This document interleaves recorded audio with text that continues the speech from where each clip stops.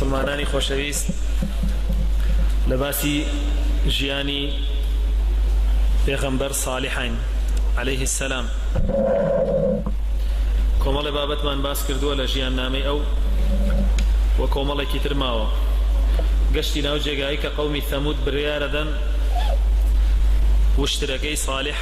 پێغەمبەر عليه السلام کە خوای پەروەردگار وەک موعجیزەیەک پێی بەخشیوە سەری بڕن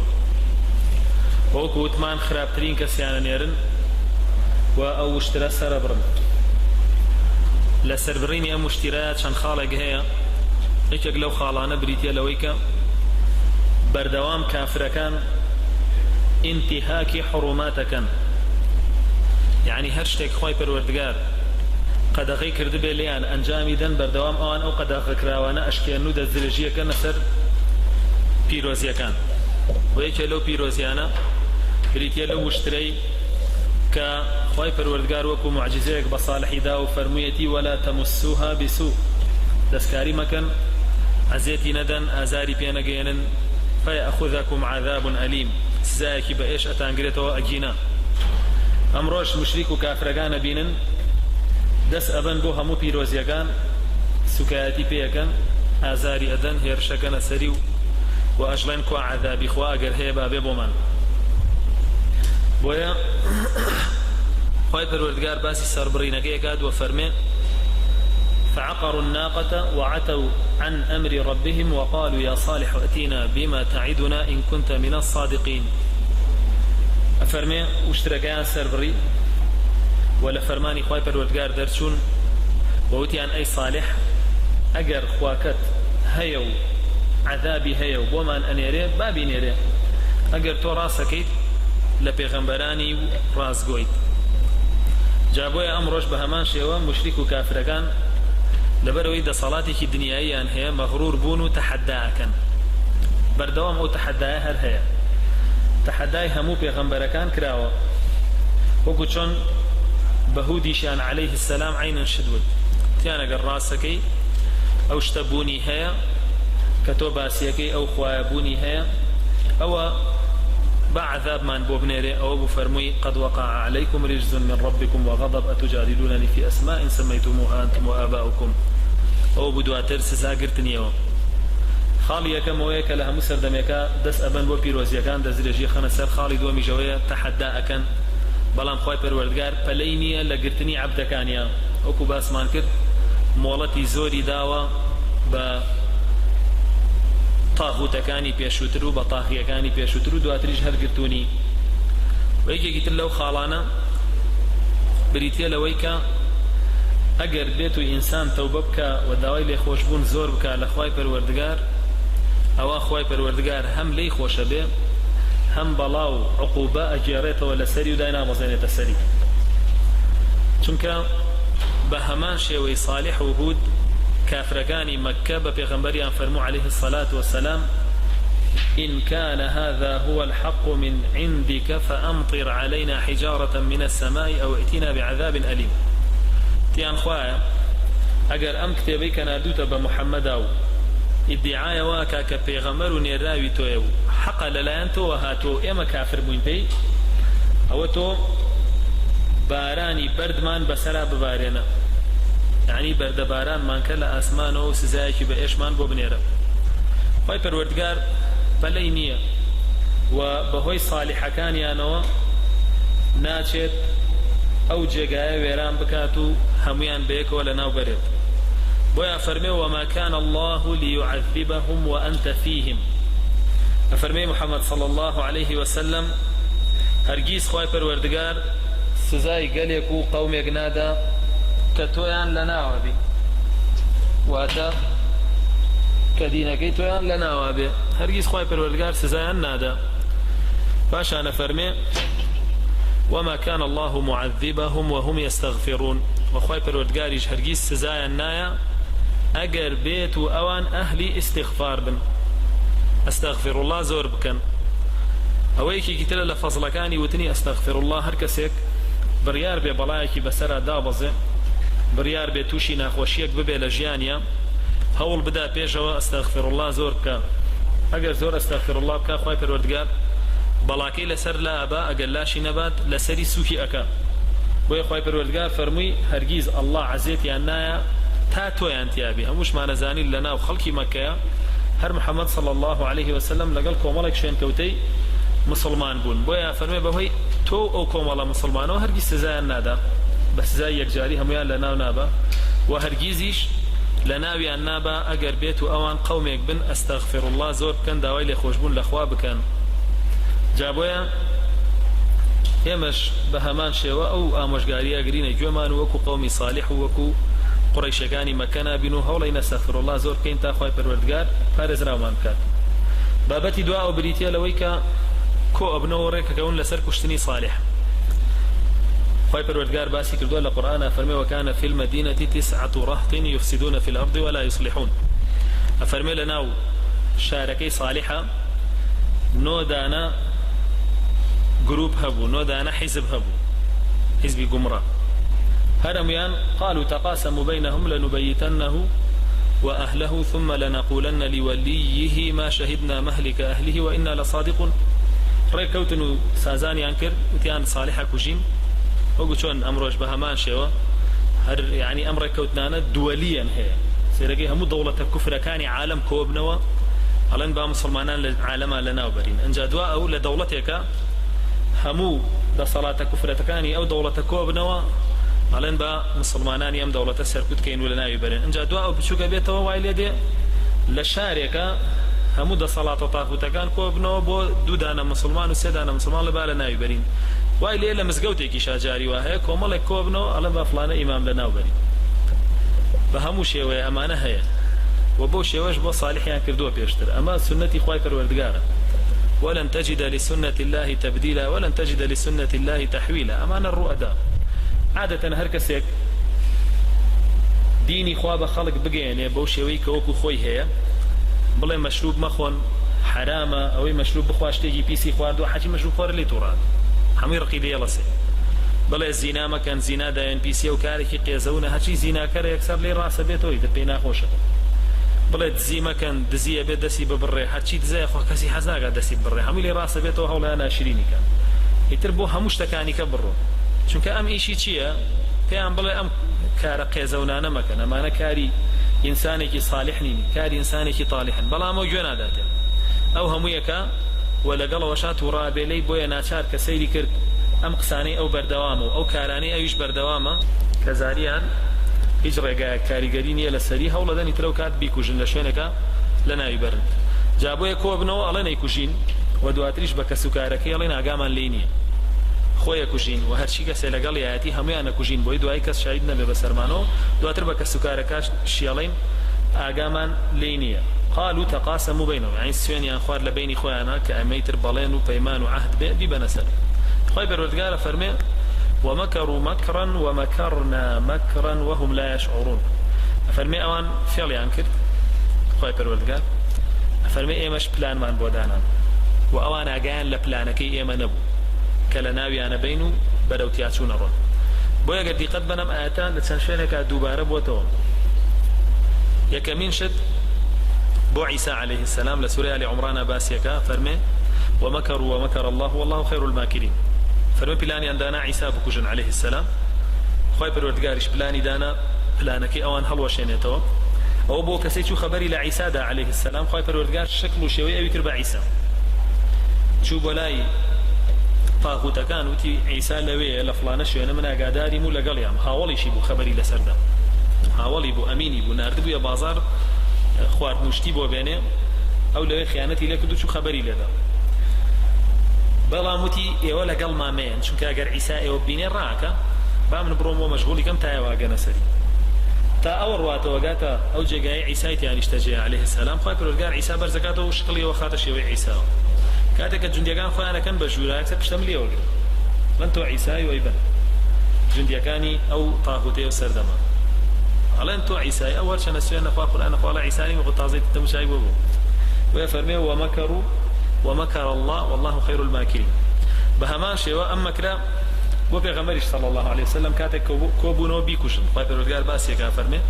وإذ يمكر بك الذين كفروا ليثبتوك أو يقتلوك أو يخرجوك ويمكرون ويمكر الله والله خير الماكرين جاء قد بن لبسراتك بيغمرة صلى الله عليه وسلم بفعل مضارع هنا بيتي ويمكرون ويمكر الله فعل مضارع زانانا فرمون بو حدوث تجددا يعني حادثة بردوام روداته دوباره بيته امروش بهماش حادثة لقال شو انكوتي بيغمرة بردوام دوباره بيته اوان مكر كان بولنا وبردنيا انو خاي پروردگاریش فعل كان يعني هلا وشينته بلاني تري هي لبشت او دايرج جاء بس لو يجي يعني بيغمريش صلى الله عليه وسلم بفعل مضارع هنا بيتي بلغيه ويا تو پیغمبري اخر زماني شلون كوتوكانيش اماني روي كردوتا تو همي روكاتا اوانيش جاويا فرمي كاتك كافركان كوبونو لدار الندوي خوانا لبرلمان كان برياري عندا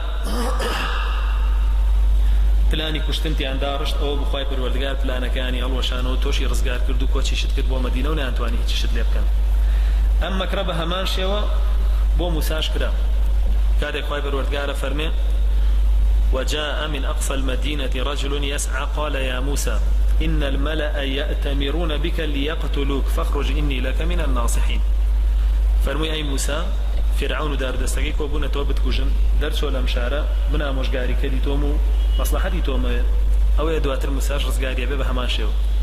جابوا يخوي فرولقال لقرآن آماجي بها موفي الله خرابكان وبلان خرابكان داوا فرمي ولا يحيق مكر السيء إلا بأهله فرمي هاتشي بلاني خرابك دارجي دجي كسا صالحة كان هر هموي سر انجامكي بوخوي كي اقريتو كسا خرابة كان اقريتو جابوا ابن تيمية لكوي آياتكانا كتفسيري انا قال لكو تايا فرمي حيش خفد مخو لو كساني كبلاني بو دارجنا يعني يتشال بوهل كان انتو تيب كوينا راحت بكن بقرت بن بدكوجن توشي مشكلة وكيشت كان فرمي مادام اوان خرابن مكري سيء بلاني خراب هر بسر خوانا اشكتو قد ناشي تسر بويانو ناتوانن بتوي بجينم أو يكوبنو أو كارب كان لو كاتاك كأوان خريجي أوان خواي پروردگار عذاب ينبوه هني خواي پروردگار عذابا يريد سر قومي صالح وأجر دي قدبا سرتا پیغمبر صلى الله عليه وسلم كدعوة يكد كومال اشتيان خسا بردسي بوي وازي لبيني هولي أنا بكومال اشت لخشتي برنو وازد پیغمبراتي ودعوكي بيني هولي أنا بپارا تيانا قر پارا تبي ئێمەی دەوڵەمەنەکانی قوڕەیشەوە پارەت بۆ کۆکینەوە لە هەمان دەوڵەمەندتر بی و دواتر وتیان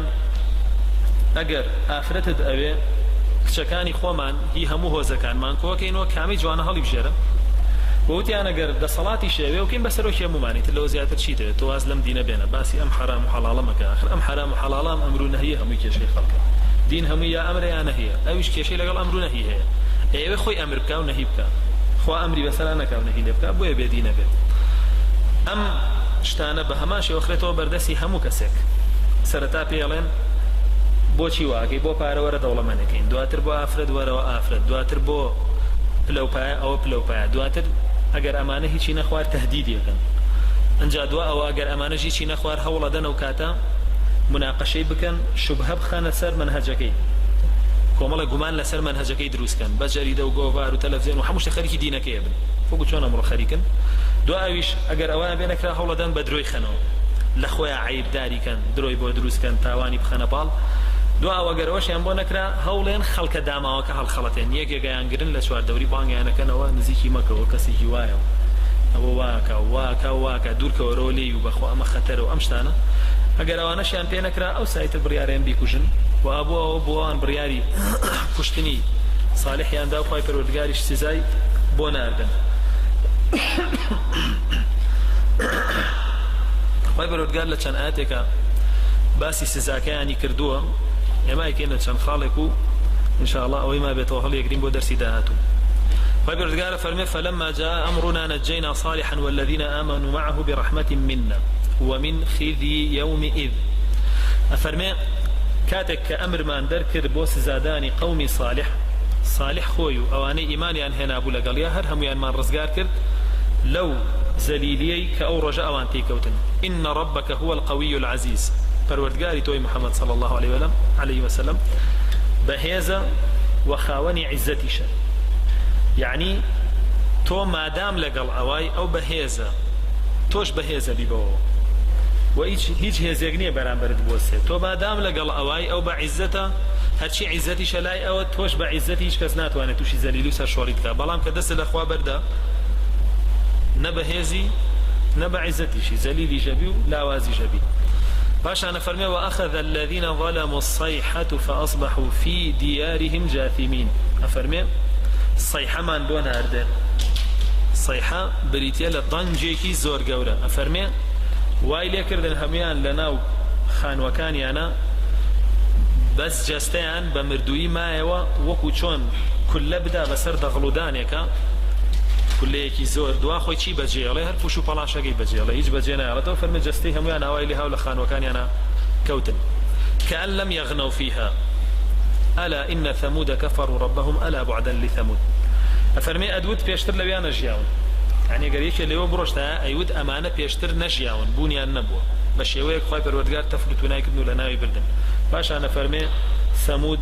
دور لرحم خواوا وهر كسيكيش وكو أوان بيبوش ودورا. أما يكيك لو عذاباني كلو آياتي باسي كردوا لآياتي كترا باسي عذابي كترا فرمي فعقروا الناقة فأصبحوا نادمين. واشتركان سربري هرب لقل سربرينيا بشيمان بونو چونکە زانیان کارێکی هەڵایان کردووە. باش أنا فرمي فعتوا عن أمر ربهم فأخذتهم الصاعقة وهم ينظرون. فرمي ضنجێکی گەورە بۆی هات هەمویانی لەناو برد لەو کاتەوان تەماشاشیانە کرد. هەندێک لە زانایانە فەرمونەوە ضەنگا جبریل بووە بەهێزی خۆی هاواری بەسەریانە کردووە هەمویانی بەو شێوە لەناو بردووە. باش أنا فرمي فما استطاعوا من قيام وما كانوا منتصرين. فرمنا أنتواني لجي خوانا تناند حسن سرده ويك كسيج نبو بشگيريان بكاو سريان بخا. أما لكاتك صالح تاتواني إنزاري كردن لم عذابه أوان هيج جوان بينا دارت يعني با عذاب بابكوا أو ببيان هذا وخواي پروردگار كاتك باسي أمس زادانيان أكا فرمي بهوي يكشتو بوا نسيحة خوش كريان خوش نويستو. فرمي أما ثمود فهديناهم فاستحبوا العمى على الهدى. أفرمي قومي ثمود هدايات من بوناردن دين من بوناردن بلان بخوا وان هلقو قرانيان بيخوش لجوا قلتن لقرآن ودين أبو شوا كويرايان دا هاو كويرايان حزل كرد لا دينك إخوان أو يان لابد. وفرمي ونصحت لكم ولكن لا تحبون الناصحين. فرمي أموشقاريم كرد من دانيشتم شو رجع أموشقاريم كردنو إيوا أموشقاري كركتان خوش نويس نو كركويتان لينا كرد بلكو رقيشتان لي هالقرب بتان بخوا دريج دادر خازور الله. جاءوا عذاباني باس كراوا يكميان رجفة لآياتا كان رجفة يعني زلزلة يعني سرتاب وملرزي لياون. دواي رجفك صيحية يعني أو ضنقش بسريانا ودواء أويش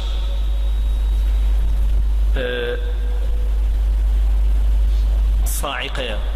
يعني هورا بروسكا همي ليك كاتب وشي ولياون فأخذتهم صاعقة عذاب الهون. هر همي بيك ولي داون يترى بيت شيئا بسر بي اگر بيتو هورا تريشخي لشارك بابا كاملي چي ليكا بون منا أمريكا بليزر لشارك يا چي ليك بنا بالم وبنووي ليا چي ليك تو اگر خواي پروردگار بوشي و يعني هنا كتبوا بنيره صاعقه كتبوا بنيره للان خويا ويترقم بلي امريكا دروسي كردو تاثير ابواب صاعقه خواشي هبن وبهماش يوا بملرزل شاراني كيا وشيلي كردون جيروجولي كردو شارك هي ليابان يوكو اماي بيوتريك ليدرا زانانا فرمون دواي بيابروش داوت شارنيه بيابانه چونك رك سروي بو بجيروي جيروي بو بسرو بيرام بو امي بو بجي فولو وبهماش يوا افرمي فأصبحوا في دارهم جاثمين هرجستان ما يوب بين رحلونا وكوتن وخوي پروردگار فرمي دمرناهم وقومهم أجمعين هر هميان ما لنا بردو خوشيان ودواتر فرمي وتلك بيوتهم خاوية مالكانيان هر بوشي وبا بطالي جيهش سايسش مالكانيان ماوا أو إلكي وكان دروسيان كردو لمدائن لمنطقة يمن وبين السعودية ويمن وهر هموشي هر بوشي وبا خوي ما هيش تيقنشو خلقي جاجي سردانيا كاو وبيغمبر صلى الله عليه وسلم وكو باس ما كرب دياري ثمود رشتوا لغزوة تبوك وكو دوا تريج بتفصيل دينا سري. جاء مع عاقبتي همو كسيكا كأجر بيتو كلن فيش بقانا ديني خواو جوي لنا قرن إن شاء الله أو بابتاني ماوا لدرسكاني دواترا يخينا خزمتان خايفر ودقار رحمة بيبكا عاقبت من بخير بجرد هدايات من بدات. أقول قولي هذا واستغفر الله ولي